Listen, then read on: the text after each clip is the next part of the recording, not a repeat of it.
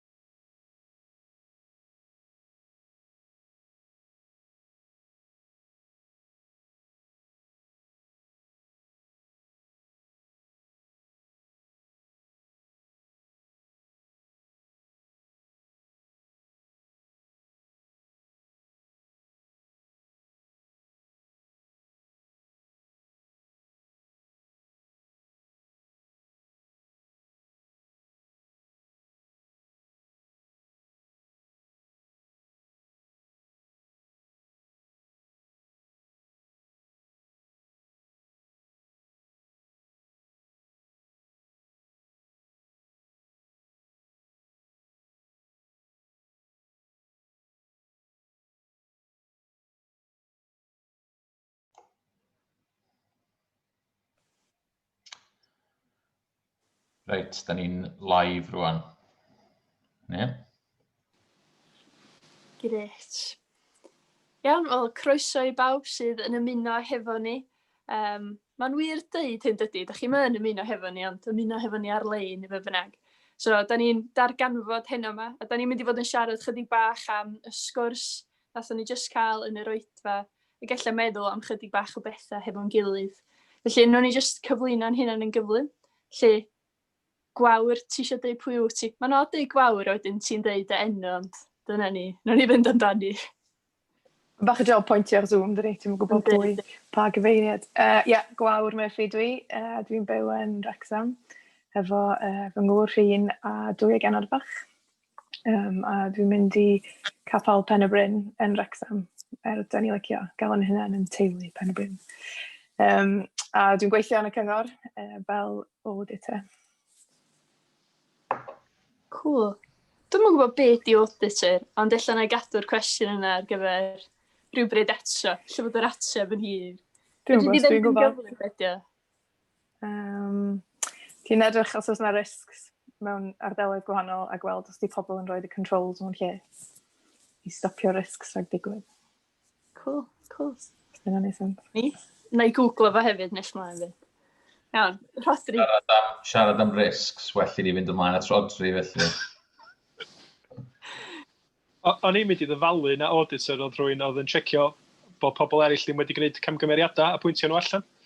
Ond ia, na ni ddim mynd o'r model lawr y trywydd yna. Hynna ydi risks. Rodri dwi a dwi'n byw yn Llansannan. Prodi Gweno a 2 o ferched bach, a dwi'n weinidog ar eglwysi gofalaeth Bro Aled. Gret, dwi'n dall beth I hynny, felly na I ddim gofyn yna I chdi. Iawn, Steff, pwy wyt ti? Steff ydw I. Dwi'n byw yn Rhiwlas, sydd ddim yn bell o Fangor, efo Debs yn Ngwraig a 2 o blant, sydd yn lyflu ac yn infuriating ar yr un pryd. Maen nhw'n fendith rhyfeddol, ond mae'r lockdown wedi bod yn gyfnod diddorol. Felly, dwi'n weithiwr Cristnogol ac yn mynd I Capel y Ffynnon ym Mangor. Gret. Ac Elin ydw I. Dwi yn byw ym Mangor hefyd, wel dim hefyd, ond traeth. A dwi'n mynd I Capel y Ffynnon. Ac pam di o ddim yn lockdown, dwi fel arfer yn gweithio hefo myfyrwyr mewn undebau Cristnogol mewn prifysgolion, lle yn helpu nhw rannu ffydd efo bobl eraill. A dwi wedi cael mynd yn ôl ys I wsnos, am hynny'n eitha exciting rwan. Iawn, I gychwyn, o'n i'n meddwl swn i'n gofyn I bawb, oedd gennych chi Covid goal yn ystod y cyfnod clo yma? Oeddech chi wedi gwneud addewid efo chi'ch hun, bod chi'n mynd I gyflawni rhywbeth?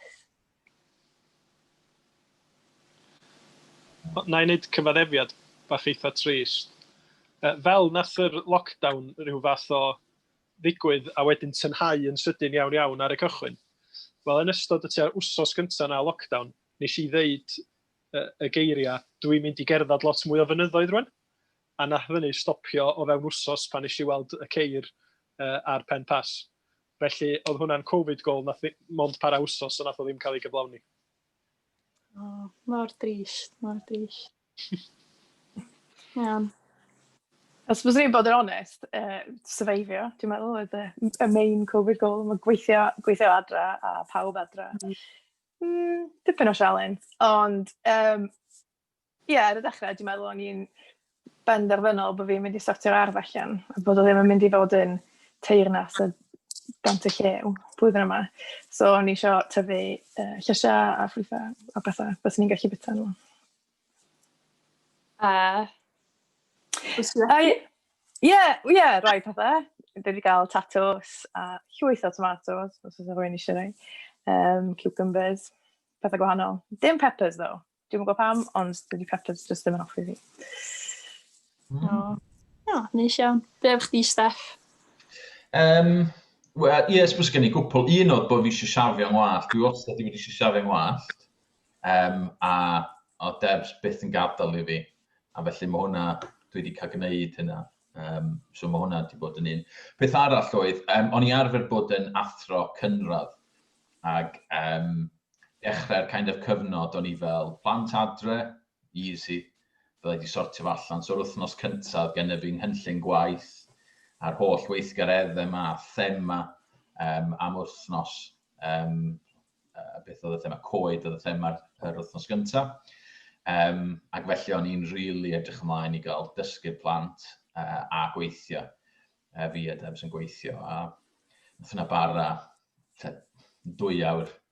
A wedyn, mae wedi bod yn challenge ers yna dipyn debyg i gwawr, dwi'n meddwl.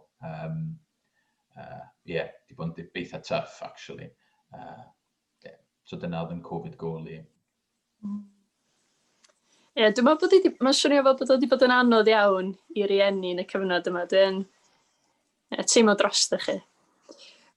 Dwi ar y llaw arall i fod efo lot mwy amser na chi, dwi'n meddwl, yn cael just malu awyr. Ac ar y dechrau, so nes i gael yn rhoi ar ffurlo, wedyn ni'n meddwl iawn.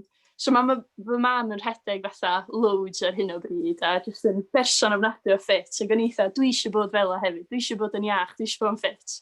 So ni'n meddwl, iawn Elin, ti'n mynd i gallu rhedeg 10k. So nes i gychwyn yn rili da, ac o'n i'n mynd allan i rhedeg, gwrando'r podcast, Lwyth yr Rŵ Grounded, os di rwy'n eisiau cael gwrando, da iawn. So ni'n mynd i gwrando'r Lwyth yr Rŵ yn siarad efo bobl. A wedyn nes i gyrraedd 10k, a wedyn nes i wneud 10k rhyw deirgwaith. A wedyn o hynny wedyn, a pethau jyst cychwyn mynd downhill.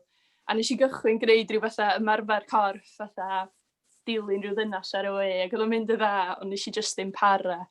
So erbyn hyn, dwi ddim wedi rhedeg ys amser maith, a dwi ddim wedi gwneud lot ymarfer corff. So dwi wedi torri fe ddewid efo fi'n hun, i fod yn berson iach. Mi o'n i, dwi'n meddwl am chydig yn mis Mai yn eitha iach, ond mae di mynd allan drwy ffenast. So, sad times. Iawn, so ar ôl hynna, gan bod ni wedi cael rhannu hefo pawb yn Covid goal, Siwan, allan o'n i droi feddwl am y sgwrs. So, be nath daro pawb heno ma'n y sgwrs? Be nath sefyll allan?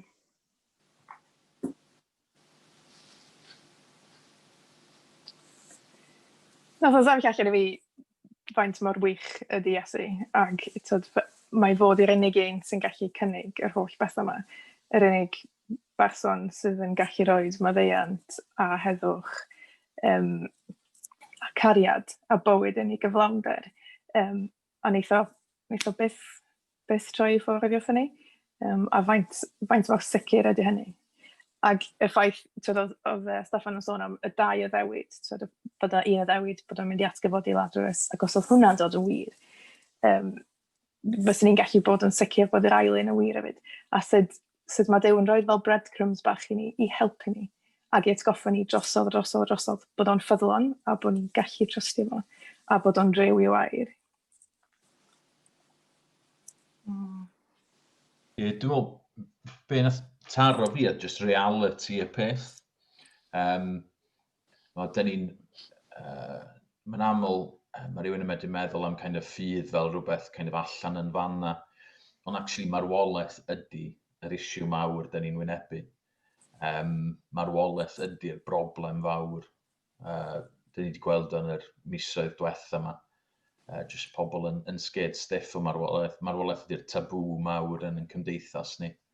A bod Iesu wedi dod i sortio hwnna allan. Hwnna ydy be mae wedi dod. Ac just y pŵer. Mae'n un o peth sy'n taro fi. Mae'n sôn am survivors a pethau fel ag oedd rhywun yn sôn am. Mae'n bod pobl yn dod yn well o Covid-19. A mae'n ffantastig ac yn hyfryd.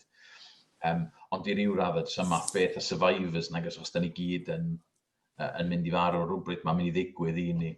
Diolch yn rhywbeth da ni'n hoffi meddwl amdano fo. Ond bod Duw wedi edrych arna ni yn problem a di meddwl reit. Dyma be maen nhw angen bod Iesu wedi dod lawr a dangos i pŵer yn Lazarus, ond wedyn wrth gwrs, a beth sy'n ddiddorol ydy just pa mor debyg ydy'r hanes Lazarus a Iesu. So hyd yn oed pethau fel y cadachau o'i amgylch nhw a pethau yr ogof, a tynnu'r peth off yr ogof, a ti jyst yn gweld, waw, mae'n rhywbeth lot mwy yn mynd ymlaen yn fama. Dwi'n meddwl, be na sefyll allan i fi oedd Steffan yn tynnu yn sylw ni at y sgwrs rhwng Martha oedd hi, neu Mair, dwi wastad yn drysu pa un. Martha, ie?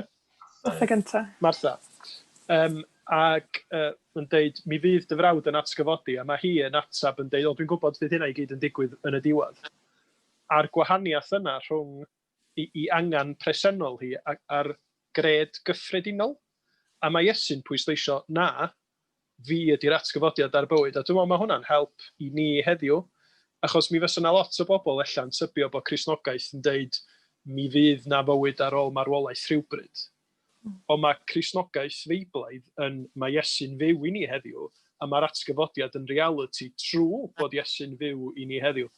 Ac o'n i'n meddwl bod y rhan yna ni ddangos o'n glir iawn, bod Iesu, fel tasa fo'n pwysleisio, ond be wyt ti'n credu rwan, nid be wyt ti'n credu fydd yn digwydd, be ydy dy ffydd di yng Nghrist rwan, a dwi'n meddwl na dyna oedd yr ergyd o'n i'n gael, mor allweddol ydy credu'n Iesu Grist fel atgyfodiad a bywyd. Rwan, nid rhyw fath o wneith pob peth sortio hyn allan yn y dyfodol.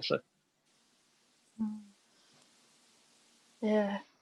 Dwi'n meddwl, rhywsyd, dwi'n cytuno fo bob dim nath o'ch chi ddweud, a dwi'n meddwl bod hynna'n gret. Ond dwi'n meddwl, be sydd jyst yn neidio allan ydy wrth allan o jyst yr adnod lle mae Iesu Grist yn deud mor glir amdano fo'i hun.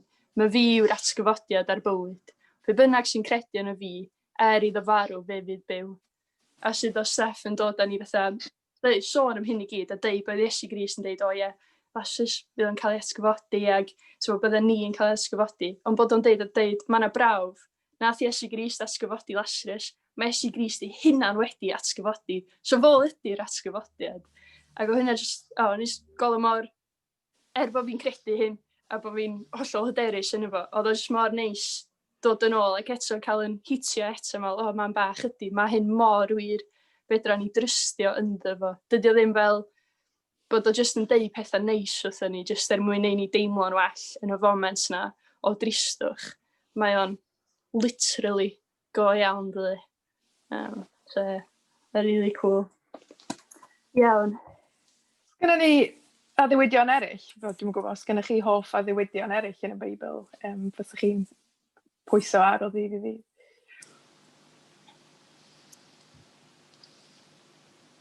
Dwi newydd orffan darllen llyfr, Gentle and Lowly ydy teitl y llyfr, yn sôn am be mae Iesu Grist yn ei ddeud yn Mathew 11, dewch at y fi bawb sy'n blinedig ac yn llwythog, ac fe rodda fi o'r ffwystra i chi. A mae'r darlun yna yn yn dryswch ni, yn angen ni, bod Iesu'n rhoi yr addewid, mi gewch chi o'r ffwystra i cheneidia, mae'r adnodau yna'n dweud. A dwi'n meddwl mae'r addewid yna o enna Crist ei hun yn fendigedig. Yn enwedig trwy gyfnod lockdown, lle mae yna lot o stress a lot o bendroni beth sy'n mynd i ddigwydd. Dwi'n meddwl mae gallu pwyso ar yr addewid yna gan Grist ei hun yn hyfryd, ac yn cyd-fynd efo darna fel be da ni newydd glwad gan Steff dydy. Pam mae'n gallu rhoi gorffwys i ni, achos mae di trechu hyd yn oed marwolaeth a phechod, a mae pob peth di cael ei roi yn ei le gan Grist. Ie, dwi newydd orffen, neu yn ganol actually, y llyfr yna hefyd. Mae'r addewid yn briliant, achos mae'n dod yn ei holl, mae'r llyfr yn cychwyn dydy'n deud, wel, dyma'r unig fan lle mae Iesu'n siarad am ei galon ei hun. A mae'r addewid jyst mor rhyfeddol, a mae'r awdur jyst yn dangos fel mae Iesu yn ydi. Da ni'n meddwl weithiau bod Iesu yn kind of jyst yn dioddau ni, a bod ni'n gadael o lawr, ond dyna'n union ydi be mewn ffordd mae Iesu'n gweld yna ni, a pan bod ei galon yn dod allan ata ni. Achos i fod yn ostyngedig, achos i fod yn caru ni. Un addewid dwi wedi pwyso arno fo lot yn Eseia, paid ag ofni oherwydd yr ydw i efo ti. Dros y blynyddoedd, I suppose, dwi'n hoffi meddwl am yn chydig bach fel tough guy neu beth bynnag, neu ddim yn meddwl, ond yn dioddau o iselder a pethau ag ar adegau rili yn ofni. ar y degau rili mewn llon twll o ofn rili, achos bod fi jyst ddim yn deall sut ydw i'n teimlo. A mae gwybod bod Duw yn hynny'n dweud, diolch yn dweud, paid y gofni, fyddi di'n oce. Ac yn aml, pan ydych chi fo pobl eraill mewn sefyllfa fel a dyna'r gorau mae rhywun yn medru wneud, ydy paid y phoeni, fyddi di'n oce, na braich rhwng ti, a mae hwnna'n lyflu, mae hwnna'n gret. Ond bod Duw yn dweud dwi efo ti yn hyn. A bod ni'n gweld hynna wedyn yn Iesu Grist a be mae Iesu di mynd.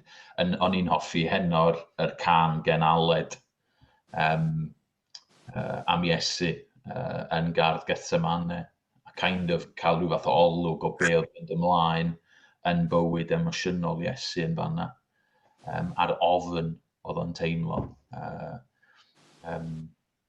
A beth sy'n rhyfeddol ydy, da ni'n gwybod fel Cristnogion, sori ddim i siarad gormod, ond da ni'n gwybod paid ofni dwi gyda ti, mae Duw yn deud, yn fannadd Iesu'n gwybod doedd Duw ddim yn mynd i fod efo fo.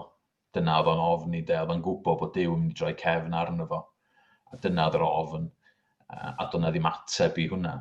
Oedd o'n terrifying i Iesu wybod bod efo ddim mewn perthynas efo'r tad, ond bod o wedi gwneud hynna dros ni.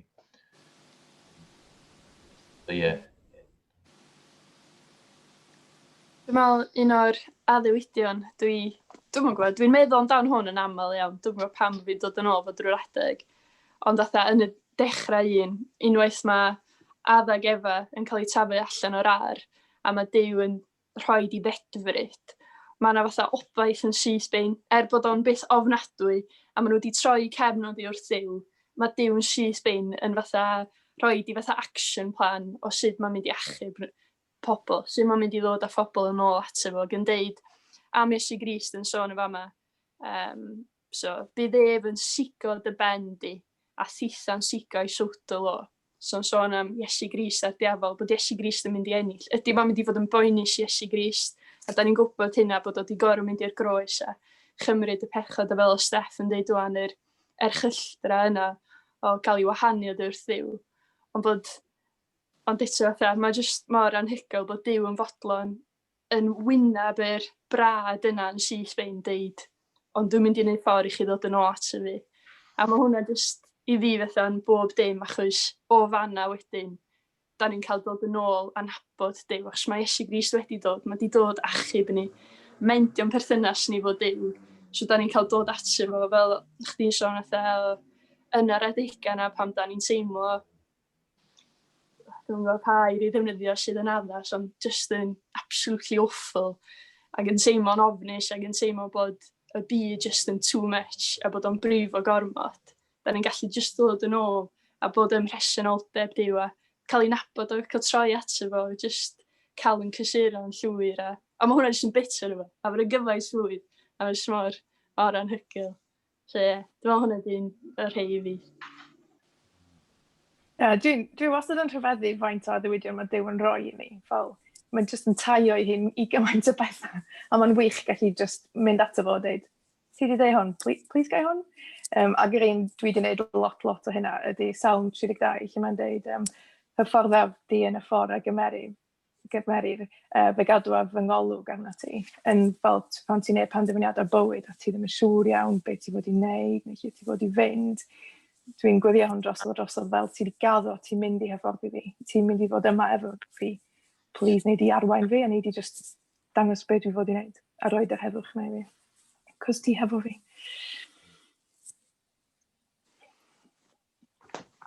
Mae'n ei gymaint o, dwi'n cofio, dim ond blwyddyn diwetha oedd o, o'n i'n gorfod arwain astudiaethau yn rhywle, a nes i benderfynu, o'n i'n neud o ddewid bob dydd.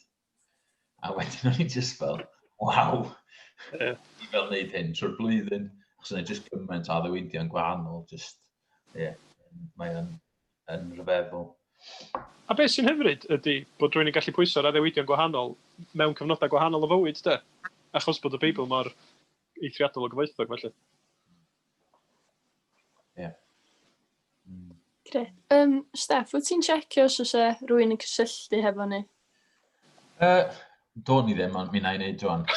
Ella so fo'n syniad bach neis. So gofyn bod rhywun eisiau cael chats bach fan ynddo. Ie. Na, a dwi wedi gofyn i rywun hefyd textio os oes bethau'n dod fyny ar Facebook ac yn y blaen, ond does dim byd really wedi bod wedi dod fyny eto, dwi'n meddwl. Mae hynna'n iawn. Just ni hefo'n gilydd, lle. Cael chats bach neis. Really. OK, so ni'n meddwl... Gallwn ni ddeud, os di rywun yn gwylio hwn yn ôl ar Facebook, neu ar YouTube, sori, achos ddoe dwi'n meddwl nath lot fawr iawn watcho dda yn ôl wedyn, sticiwch o yn y comment, a dwi'n neud yn siŵr bod y comment ymlaen, bod chi'n medru gwneud hyn. O fedrwch chi rhoi cwestiwn a allwn ni drio ateb o'r bryd eto.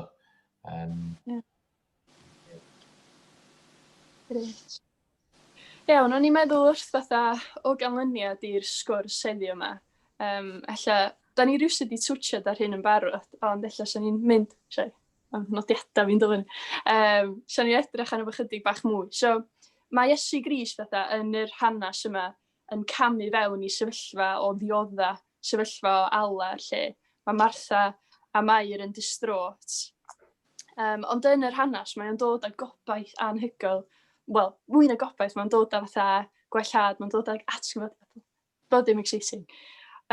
Ond i ni heddiw yma, sut ydym ni'n gallu honni fod Duw yn rhoi gobaith i ni'n gallu helpu ni mewn sefyllfa lle da ni'n diodda, lle da ni'n wynebu galar a yr absolute marwolaeth a falle.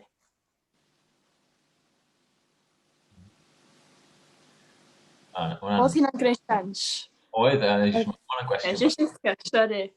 bach neis a hawdd i ni. Nos Fawrth, cael bach o la. I suppose, y peth cyntaf sy'n taro rhywun, yn aml pan dwi'n siarad efo pobl efallai sydd ddim yn credu, a maen nhw'n gweld dioddefaint fel kind of rhywbeth sydd yn profi bod yna ddim Duw. A dwi'n gweld y gwrthwyneb, achos os oes ddim Duw, os oes ddim byd tu ôl y cyfan, yna di dioddefaint ddim yn dioddefaint rili, mae jyst yn anffodus. Does na ddim rheswm dros dim byd. So actually, pan mae rhywun yn dechrau meddwl, mae rhywun yn gweld, well, hold on, mae reswm tu ôl pethau, mae gennym ni urddas, mae gennym ni bwrpas, mae gennym ni, da ni'n fwy na just cemegau. Pan ydym ni'n brifo, mae actually yn golygu rhywbeth, dio ddim just yn rhywbeth sy'n mynd ymlaen yn brains ni. So I suppose ni'n cychwyn yn fanna o ran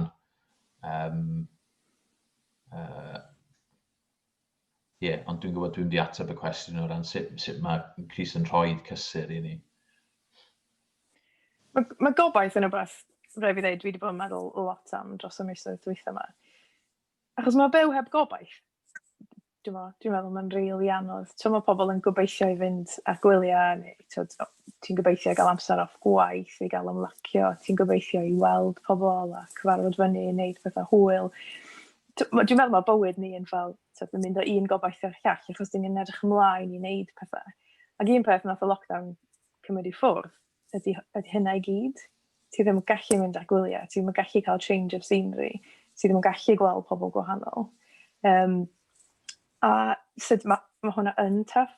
Ac ar ben hynny wedyn, ti'n gwybod y stwff anodd sydd wedi bod yn digwydd, obviously, y Covid a y holl bobl sydd wedi bod yn sal ac yn marw, canlyniadau, arliadau. Mae'r peth yma yn anodd, ac byw heb gobaith, dwi'n meddwl yn eitha amhosib, ond y ffaith bod Iesu yn gallu rhoi gobaith, ac yn mae Iesu yr un person a gweiddo pan oedd yn siarad efo Lazarus, efo chwiorydd Lazarus, a Lazarus pan ddoth yn ôl yn fyw, mae'r un person heddiw, ac mae o'n cynnig yr un peth heddiw, a nath o gynnig iddyn nhw adeg yna.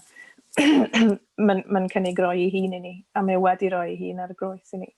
Ac mae'r fel, pan mae'n cymryd i ffwrdd yn pechodau ni, yn poen ni, ac yn rhoi tangnefedd a cariad, a just bod gallu perthyn i teulu Duw, a bod yn blentyn i Dduw, yn rhoi gymaint o obaith, yn bod Crist efo ni heddiw, a bod o'n cerdded hefo ni, drwy'r amser, dwi byth yn gadael ni, ond hefyd gobaith ar ôl marw. Y bydden ni mewn lle gwell, y bydden ni hefo y person gorau a mwyaf prydferth erioed. Ac mae'r gobaith yna yn cymryd dros y bywyd ti wedyn. A mae popeth arall yn allanol, ond mae Crist yn hollol saff fel y trysor gorau. O'n i'n meddwl, nathoch chi grybwyll llyn neithiwr yn eich sgwrs chi am be oedd Aron Trehan wedi bod yn pregethu yno fo. A'r ffaith bod y cyfnod dwytha yma di ryw fath o dynnu pob peth allan o fywydau lot ohono ni. A gwneud i ni ofyn cwestiynau eitha sylfaenol ynglyn â be da ni'n neud efo'n bywyd, be sy'n bwysig, be sy'n ddim. Ac wrth gwrs, mae o hefyd wedi dod â braw marwolaeth yn reality i'r gymdeithas. Lle cynt, dwi'n meddwl, oedd na gymaint o bobl yn gallu mynd trwy fywyd heb boeni gormod am hynny. O mi neith o ddigwydd mewn 10 flynyddoedd, teip o beth. Lle da ni fel cymdeithas wedi mynd yn, mae o'n mynd i ddod i bawb yn ddiwahân bron, o'n i bai bod ni'n bod yn ofalus. Ac yn yr braw a'r panic yna, mae rhywun yn gallu troi at hanes fel Iesu a Lazarus a gweld, dyma lle mae Cristnogaeth yn, dyma galon pwy ydi Iesu Grist. Nid dod i ryw tincran ar bethau ar ymylon mae o wedi dod i wneud, ond mae wedi dod i achub a rhoi bywyd tregwyddol. Ac os nad ydi Crist yn gallu rhoi gobaith i ni wedyn pan mae marwolaeth yn dod yn reality, pan mae afiechyd yn gafel yno ni neu aelod o'n teulu, pryd mae o'n mynd i wneud gwahaniaeth. A dwi'n meddwl mae o wedi gwneud hynny'n fwy eglur yn yngolwg i, mor fendigedig ydy'r Efengil ac mor eithriadol o berthnasol ydy hi mewn cyfnod o argyfwng, lle dos gynnon ni ddim byd arall i ddal gafel yn y wir. A mae o'n mynd i roi cryfder, mae o'n mynd i roi gobaith fel o Gwawr yn deud i bobl, os ydy'r doctor ella'n deud di hyn ddim yn edrych yn dda i chdi neu dy deulu di. Ond os ydy Crist yn ganolog yn bywydau ni, da ni'n gallu deud mae yna obaith serch be fydd yn digwydd i'n nghorffi, ac mae'r gobaith yn dod o be mae Iesu Grist i wneud. Ie, mae'n rhoi, dwi'n ffeindio ydy, mae'n troi dioddefaint yn rhywbeth positif. Mae'n rhoi di hun i ni yn hwnna. Mae bron fel, pan mae pethau'n mynd yn ffain, da ni jyst yn, neu fi'n bersonol, dwi'n jyst yn cario ymlaen, ac dwi'n darllen y Meibl ac yn y blaen, a dwi'n mwynhau bywyd ac yn y blaen. A wedyn pan mae'r pethau'n dechrau mynd yn anodd, mae dioddefaint yn dechrau dod, mae fel se Duw yn troi'r sgriw chdi bach, ac dwi'n dechrau stryglo a meddwl beth sy'n mynd ymlaen, beth sy'n mynd ymlaen. A wedyn dwi'n ffeindio fo. A wedyn dwi'n ffeindio yng Nghreori. Dwi'n ffeindio'r un sydd tu ôl y cyfan. Dwi'n ffeindio yr un sydd yna. Dwi'n hoffi, fel mae Tim Keller yn ateb sydd yn weinidog yn America sy'n sgwennu loads o lyfrau, a mae o'n ateb y cwestiwn ydy Duw yn poeni, a mae'n deud, dwi'n gwybod be di ddim yr ateb, achos mae'n deud nid yr ateb ydy bod Duw jyst ddim, neu bod Iesu ddim yn poeni gwbl, achos mae wedi dioddau drosto ni. So fedrwn ni'n deud bod o ddim yn poeni, os ydych chi'n deall beth dwi'n dweud. Ac yn hynny, wedyn, achos pan ydych chi'n cwrdd â Cristnogion sydd wedi dioddef, dwi'n meddwl fi rioed wedi cwrdd â rhywun bydde ddim eisiau wedi bod yn mynd trwy'r profiad. Yn ydy, ella sy'n nhw'n eisiau mynd trwyddo fo eto, achos oedd o'n really horrible, ond actually, mae Duw wedi dod yn really agos iddyn nhw trwyddo fo. A maen nhw wedi dysgu gymaint, a maen nhw wedi alla gweld, dwi eisiau gadael fynd o rei o'r pethau yma, dwi wedi sylwi fedra i'm dibynnu arnyn nhw i ffeindio rhywbeth gwell. Yna, kind of yn edrych fi'n meddwl am ymhlant i a pan maen nhw'n brifo neu pan maen nhw'n ofn rhywbeth, maen nhw'n gafel mor dyn yn y fi, achos sgynny nhw'n eich arall i fynd. A dwi'n gwybod yr un peth, ond dwi'n teimlo fel pan dwi'n mynd drwy adeg oedd anodd, neu pan dwi'n colli wbeth, neu dwi'n strygl fo wbeth. So lle arall dwi'n gallu mynd, Cris efo geiriau bywyd trigwyddol, a dwi'n just gafel mor dyn yn y fo, achos sgynny fi'n eich arall i fynd. Ie, dwi'n meddwl sy'n ni'n ategu hynna'n llwyr o pan mae rhywun yn teimlo jyst mor anobeithiol, a dos o literally nilla fedrwch chi droi. A weithiau mae yna degau sy'n dod fel a lle fedrwch chi'n troi at ffrindiau, fedrwch chi'n troi at deulu, chi'n teimlo mor ar ben eich hunain. Ond yna, da chi yn gallu troi at Duw. A mae troi at Iesu Grist fel, yr adnodau arbennig o heno, mae fi di'r atgyfodiad ar bywyd. So ar bywyd rwan, yr bywyd o'i nabod y rwan, ond yr bywyd sydd i ddod, lle sôn yn dasguriad am fe sych bob deigrin, lle fi'n am dioddau yn fanna, ac o Ffion yn siarad chydig bach, mae hwnna'n neithir, so dwi'n annog chi fynd yn ôl i sbio os nad ydych chi'n gweld. Ond mae jyst yn gymaint o gysur gwybod bod Duw jyst yn gafol yn deun yna ni yn yr adega yna, ond hefyd mae'n mynd i gymryd ni allan o hynna. Dydy o ddim am beth bod ni'n stuck yn brifo ac yn drist yn hanol y llyfr. Dydy o ddim yn fywyd o cadw rheola neu trio byw yn berffaith na, fel yn Rodri'n sôn am a Steffan y llyfr. Mae Duw yn drygarog, a mae'n caru ni, a mae'n jyst yn cyfleidio ni fel tad, a dyn ni'n gallu bod mor saff, jyst bod yn ni'n hunan efo fo.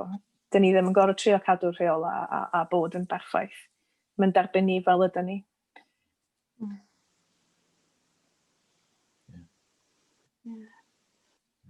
Wel, da ni wedi pasio'n hanner awr, dwi'n meddwl.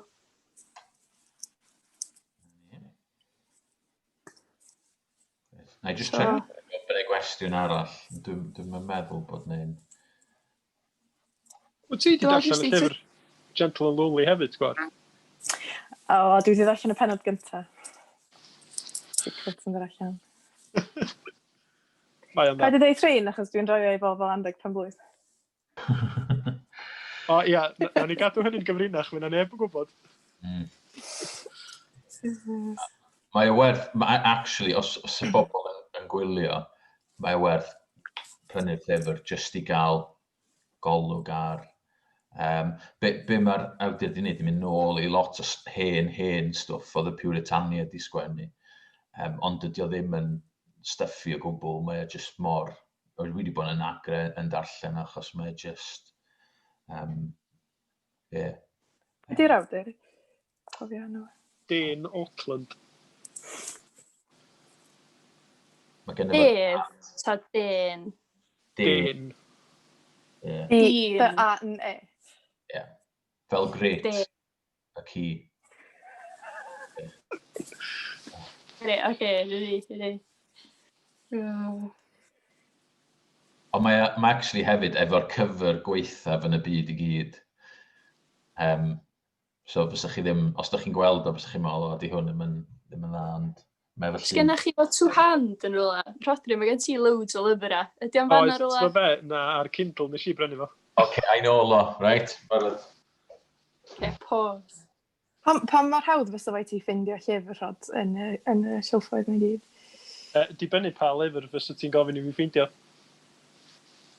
Os ydyn nhw'n lyfrau dwi'n ddarllen yn gyson, sy'n gallu deitha chdi lle maen nhw. Ond y rhai dwi heb ddarllen, enghraifft, fi fysa hi'n cymryd rhyw 5 munud bach i ffeindio nhw. Dyna iawn. Rhaid i lawr, na fo. Di'r cyfr ddim o'r drwg a hynna. Na, mae jyst efo defed anna fo, so ni'n kind of teimlo. Be sy'n bod ar hynny? Sorry, ni'n teimlo. Bydd o'n llyfr Cymraeg. Rydych chi'n setio fy aelodau sy'n edrych ar ôl defaid o byd i ddydd. Gret. Iawn. Felly bydda ni, i bobl sydd yn gwylio, bydda ni yma heno na ci. Sti'n confused. Bydda ni yma nos fory hefyd. Rhyn adag, os da chi eisiau tiwnio fewn. Gret. A mae yn y bore mae'r clwb plant sy'n just yn ffantastig.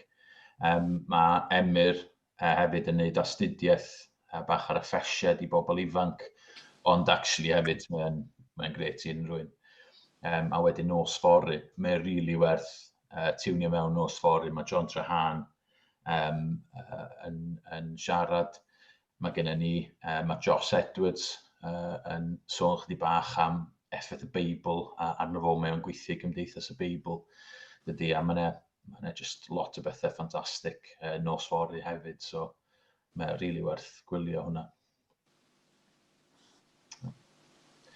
Gwych, o'n i'n hofio fi sy'n gwasgu'r botwm i ddod â'r cyfan i ben. So, mi na i wneud hynny rwan. Gret, diolch.